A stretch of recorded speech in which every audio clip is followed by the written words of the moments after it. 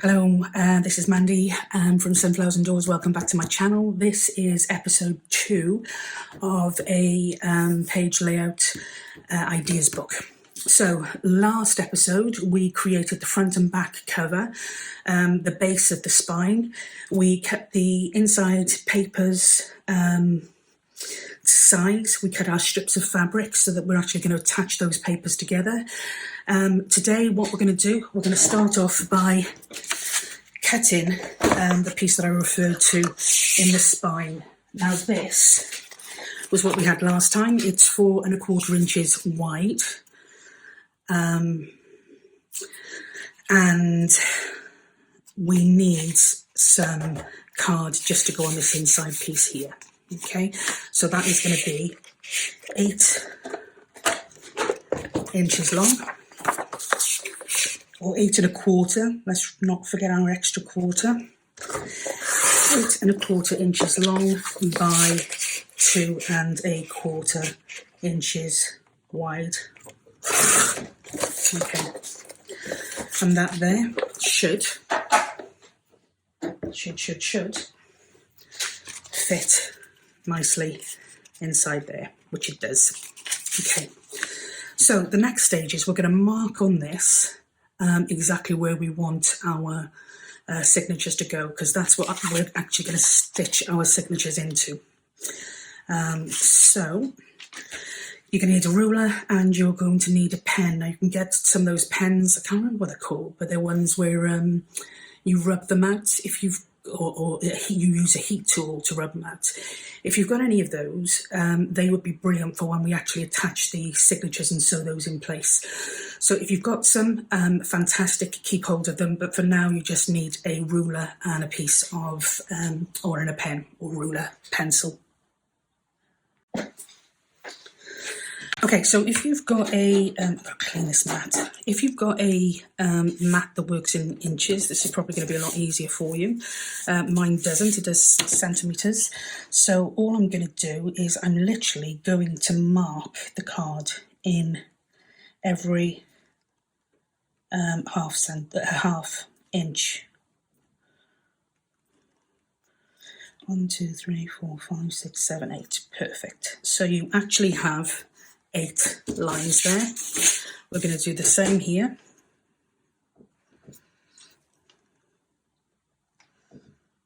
Nope, that's wrong.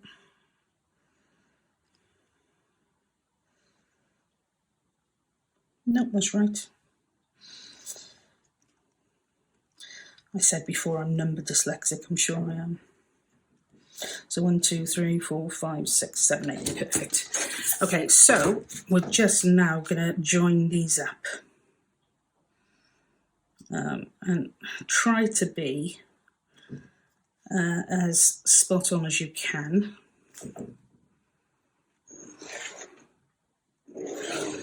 And you want to go right the way up to the top and bottom of each piece. Sorry, that's the table ricketing. Oh, gosh, this is going to seriously wind me up.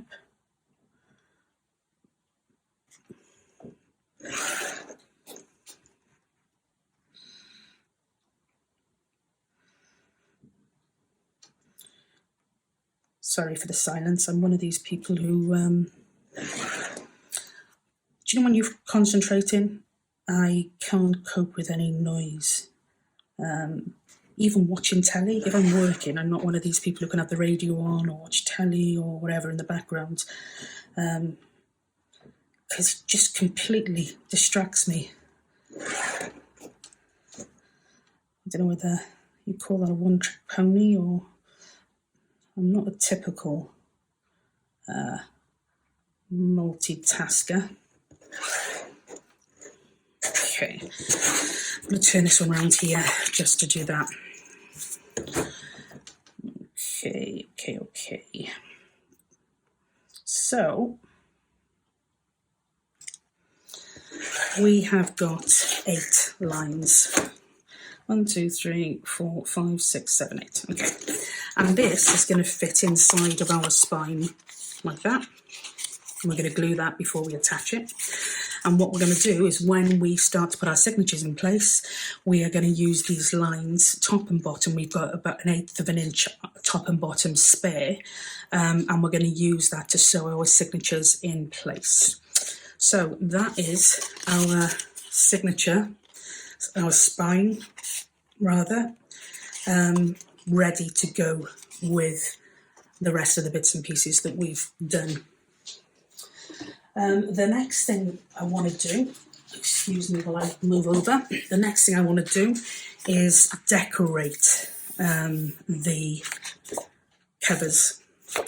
So this is a textured side and this isn't a textured side. Now, because of the papers that we've chosen, I would like, if I could, to decorate the front and the back cover with the same sort of papers. So I'm going to use what we've got here, and I am going to try and create a bit of a collage-y type thing that will hopefully give a bit of an indication as to what's inside.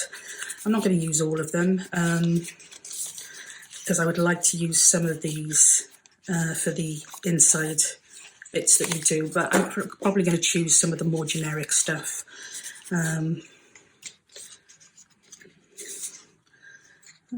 Possibly, maybe.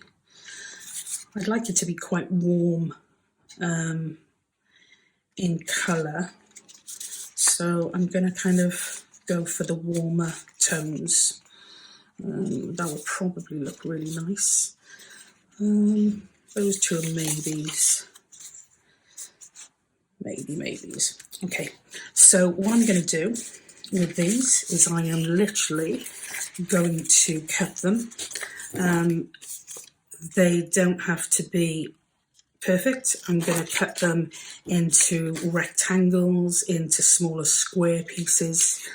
I'm even going to cut some of the strip pieces, literally just cut into sections that we're going to attach to our piece here. As I said, it doesn't have to be perfect. We're just going to try and get a nice balance of tones to cover.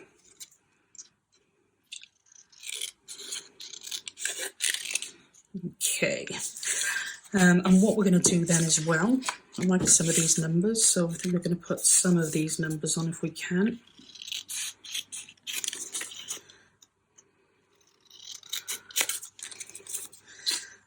And we're going to do front and back, so don't be afraid to go to town on your pieces, cutting them. And anything you don't use, you will use in other projects, scrap pieces, so just don't hold back. And what I want to do with these is I want to just blend, shade the ends of them.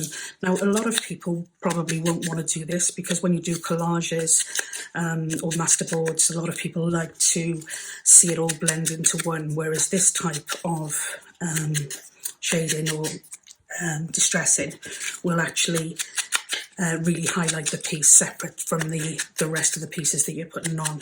But I like that. I did it on the Creating with Scraps ideas book that I did. And I am a bit heavy-handed with the old distress ink. That's the word I was looking for, distressed. But, you know, you do you. You literally, if you want it to be a clear blending, don't add any ink at all. I'm using, I think it's walnut on this piece here. I also like brushed corduroy, and I know there's a lot of other popular ones out there like Vintage Photo and some twig named piece of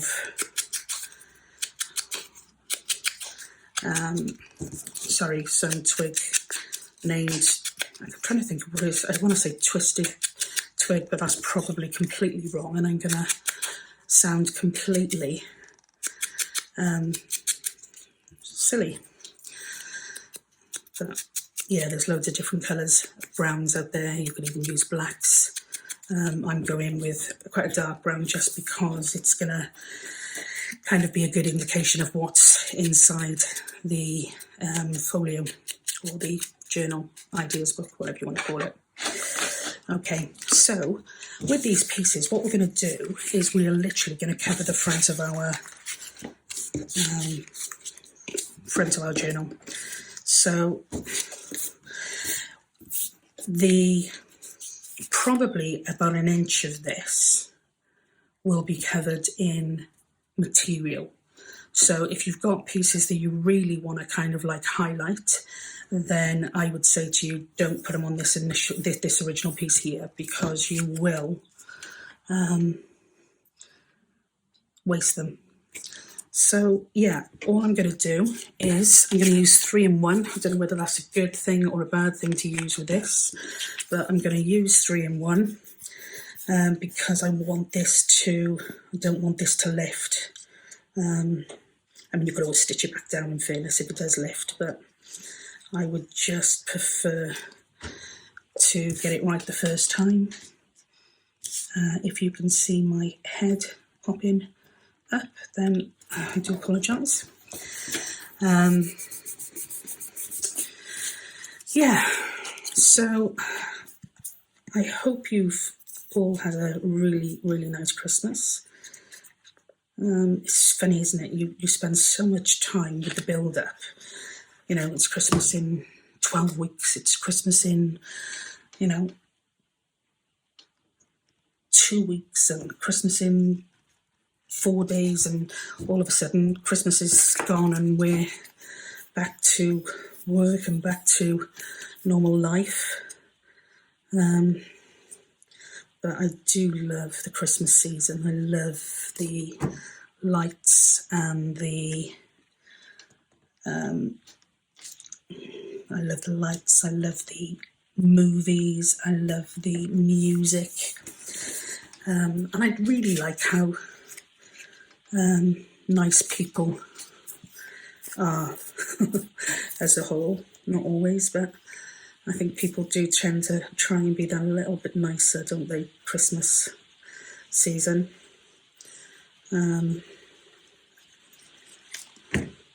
Yeah.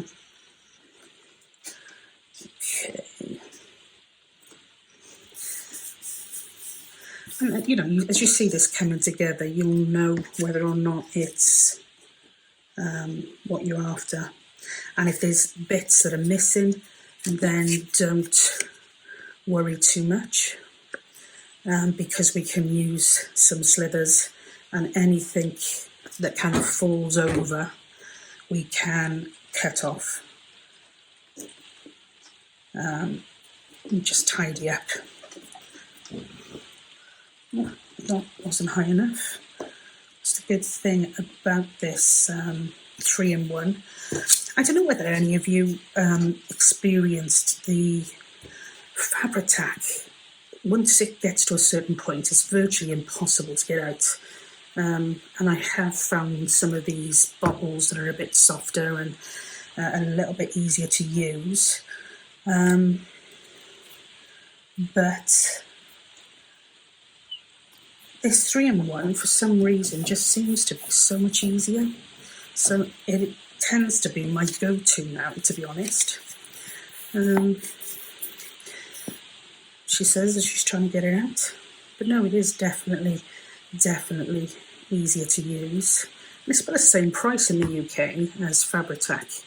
Fabri-Tac, you get a bottle, or 2 bottles rather. I need a longer piece for that. So you've got 2 bottles with the Fabri-Tac. 2 bottles of 3-in-1 would make up 1 bottle of Fabri-Tac. But the price is pretty much the same. So I think I'm going to try some PVA glue as well this year, because I see a lot of people using it, and they seem to get on really well with it. So yeah, I think I'm going to try some of that. I'm so sorry, you will be able to hear the rain, which is rubbish because it sounds 10 times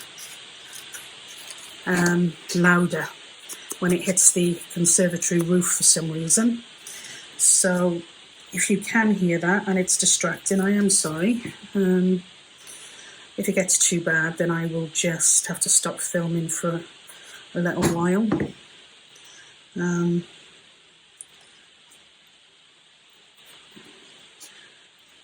does seem to be settling down a little bit. We've had some really bad weather here.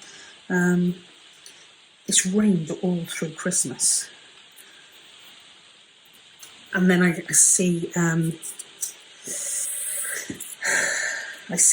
clips, video clips on Facebook from family that we've got in Australia, and they're all kind of in the pool Christmas Day enjoying the sun. I say, you know, that must be amazing, but in fairness, Christmas just wouldn't be the same if it wasn't cold and wet and whatever else we associate with Christmas in the UK. I don't know what it's like in the States. I think it's pretty much the same as what we get. I know there's a lot more rain, a lot more snow in certain areas. Okay, starting to come together. And, you know, don't spend too much time on this either. It's one of those things where you could spend forever trying to find the perfect piece and reposition bits and whatever else, but just go with it. Whatever feels right, just go with it. I think I'm going to put this one over here because it doesn't matter too much about that bit. And as I said, we can cut off any excess pieces. You'll be happy to know I'm only going to do the front on camera, and the back I will do off camera, so that you haven't got to listen to me rabbiting on about absolute nonsense. I am going to use that, even though, as I said, we don't necessarily need to go all the way over that side, but I don't want the fabric to show a dent underneath either. So we will put this on, I think.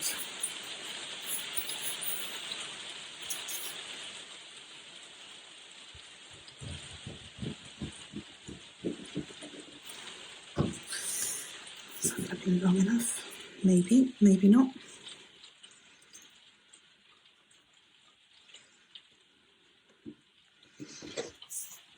And I'm not worried about that black section there,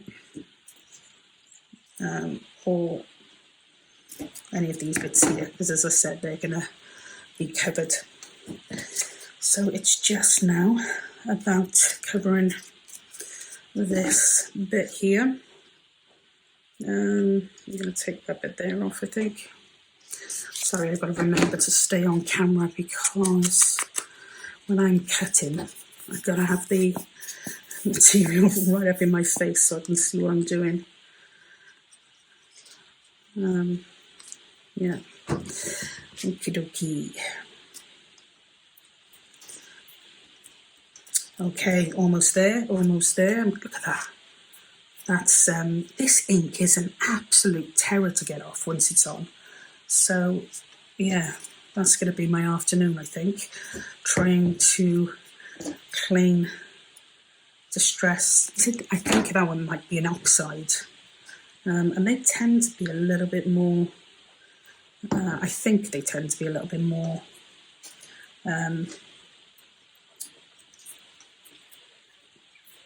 what's the word, pigmented, perhaps.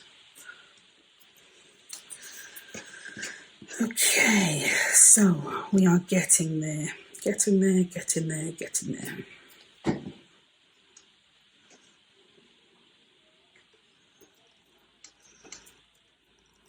Okie dokie. So just let that bit there gel. All set. What you can do with this as well, I haven't inked that, take it off again. What you can do with this folder or this front cover and back cover is you can actually stitch them as well if you want to, put them through the sewing machine. That adds a little bit more stability, but I've got to admit I do just kind of like them like this, kind of messy. Okay, so what we're going to do, I'm going to let that dry first because it's still a little bit damp. I mean, these end bits here don't matter too much. If you can be a little bit probably more careful than me, then that would be a good thing. But I'm going to let this dry first, and then I'm just literally going to cut those pieces off. And then I'm also going to then do my other cover. So that is the end of episode 2. And when we come back, we will be looking to put the signatures together and get the journal ready for when we start filling it with our gorgeous page layouts. So before that, if anybody does have any ideas on any page layouts that are really, really quite eye-catching, then please let me know. And I'll see if I can include them within the journal. Okay, so take care until I speak to you again. Bye for now.